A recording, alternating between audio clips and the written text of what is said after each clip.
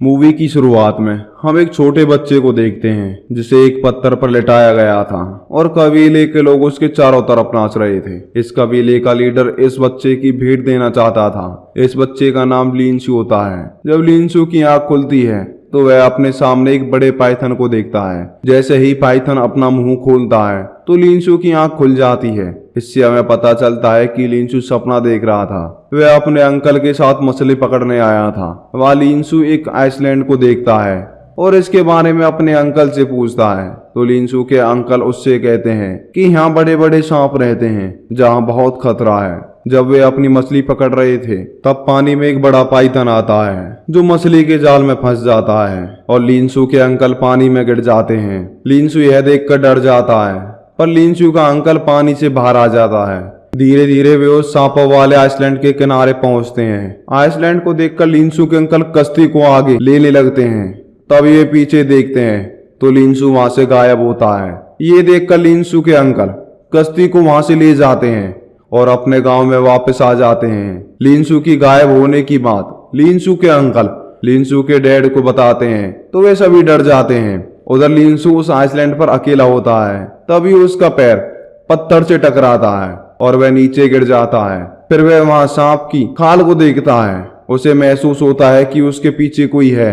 जब वह पीछे देखता है तो कोई नहीं होता। तभी एक पौधा लिंसू को पकड़ लेता है जो जंगली पौधे थे। वहां लिंसू इंसानी ढांचों को देखता है।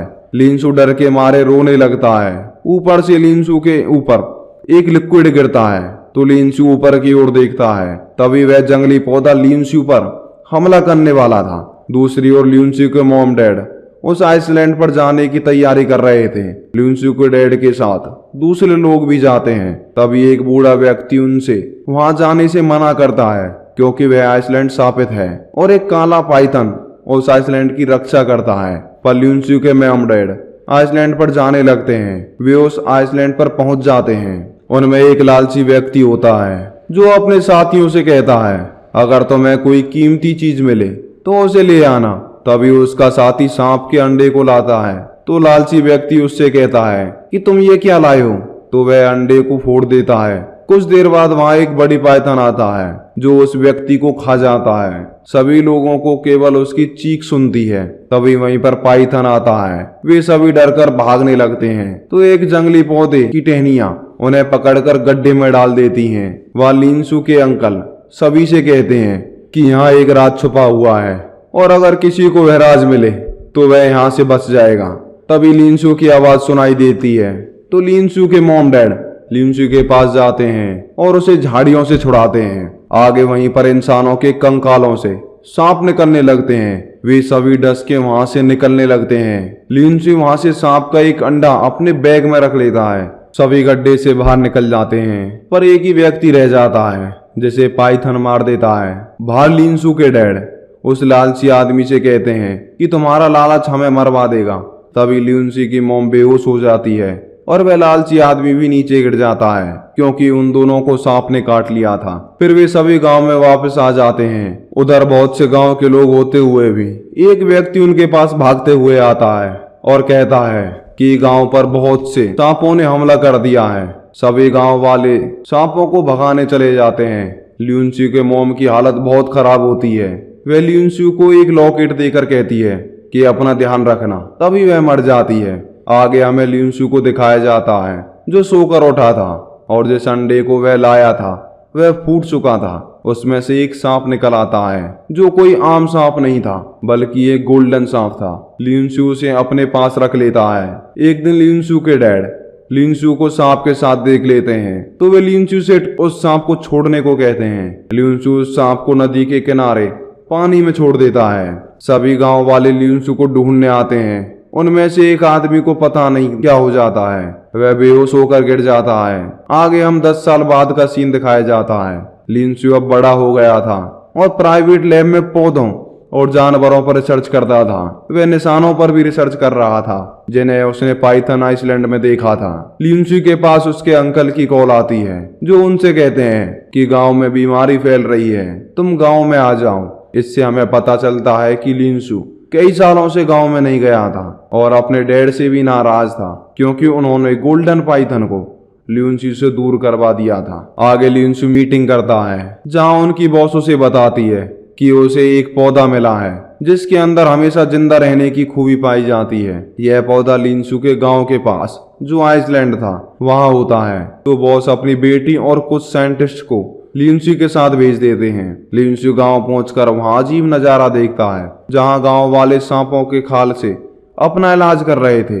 वह वहां सभी से मिलता है। फिर ल्यूनसी गांव वालों के साथ एक मीटिंग रखता है और आइसलैंड जाने को कहता है, तो वो सभी उससे वहीं जाने से मना करते हैं। ल्यूनसी कहता है कि आप सभी की बीमारी का हल हमें वहीं पर मिलेगा। अब ल्यूनसी और उसके सभी साथी वहां जाने लगते हैं। तभी वह लालची व्यक्ति भी वहां आता है जो अपने साथ हथियारों को भी लाता है। वह भी वहां जाना चाहता है तो उसे अपने साथ ले जाते हैं। आइसलैंड पहुंचकर लालची व्यक्ति का साथी वहां पर एक पौधा काट देता है जिससे जंगली पौधा उस व्यक्ति को मार देता है और दूसरे जंगली पौधे भी उन पर हमला करने लगते हैं। वे सभी डरकर भागने लगते हैं। ल्यूनसी और उस बॉस की बेटी ग्रुप से अलग हो जाती है। दूसरी ओर सभी ग्रुप वाले लोग काले पाइथन के गड्ढे में आ जाते हैं। पाइथन भी उनके पास आ जाता है तो लालची व्यक्ति उस पर बंदूक से हमला करता है जिससे पाइथन को गुस्सा आ जाता है और वह अपना खौफनाक मुंह खोलता है। सभी लोग डरकर वहां से भागने लगते हैं। दूसरी ओर ल्यूनसी को गोल्डन पाइथन मिल जाता है जो उसने नदी में छोड़ा था।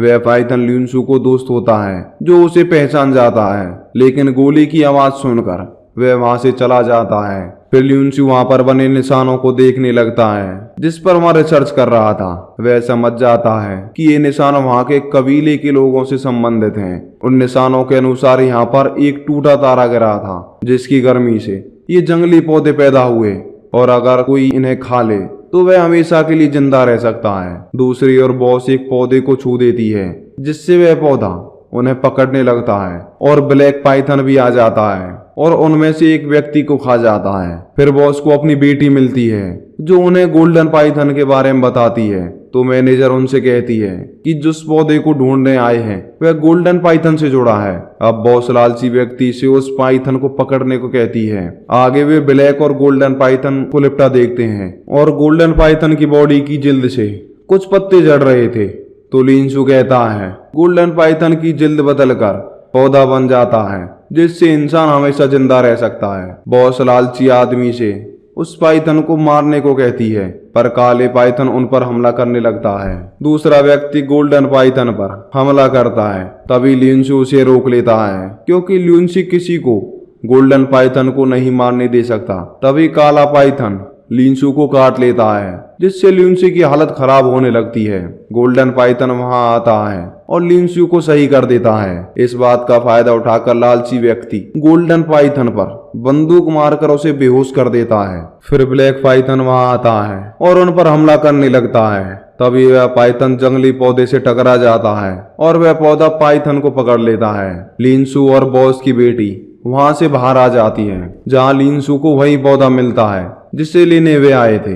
वह उन्हें तोड़कर अपने जेब में रख लेता है। दूसरी ओर लालची आदमी गोल्डन पाइथन पर हमला करने वाला था। तभी पाइथन उसको काट लेता है तो ल्यूनसी लालची आदमी को वह पौधा खिलाता है जिससे वह बच जाता है। पर वह व्यक्ति ल्यूनसी को ही मारने लगता है क्योंकि वह पौधा खाकर उस आदमी की ताकत 100 गुना बढ़ गई थी। ल्यूनसी के डैड और अंकल भी वहां आ जाते हैं। गोल्डन पाइथन फिर लालची व्यक्ति को पकड़ लेता है, लेकिन वह व्यक्ति इतना ताकतवर हो चुका था कि वह पाइथन को दांतों से चीरकर उसका खून पीने लगता है जिससे वह और ताकतवर हो जाता है। फिर लालची व्यक्ति ल्यूनसी को मारने लगता है। लालची व्यक्ति ल्यूनसी पर चाकू मारता है पर ल्यूनसी के डैड बीच में आ जाते हैं जिससे चाकू ल्यूनसी के डैड को लग जाता है और वे मर जाते हैं। अब लालची आदमी के बॉडी में जलन होने लगती है। अब ल्यूनसी को पता चल जाता है कि कैसे कबीले वाले लोग यहाँ से गायब हुए। उन्होंने भी पौधों को खाकर सांपों के खून को पिया था जिससे सभी की मौत हो गई।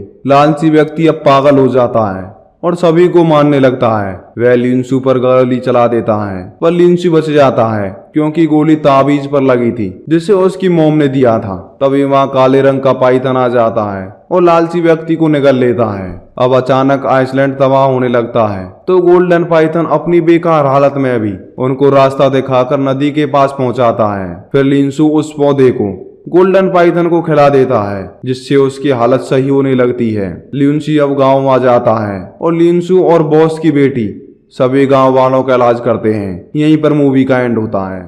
तो दोस्तों, आपको मूवी कैसी लगी? अगर हमारी मूवी आपको अच्छी लगी हो तो मूवी को लाइक, शेयर और चैनल को सब्सक्राइब जरूर करें।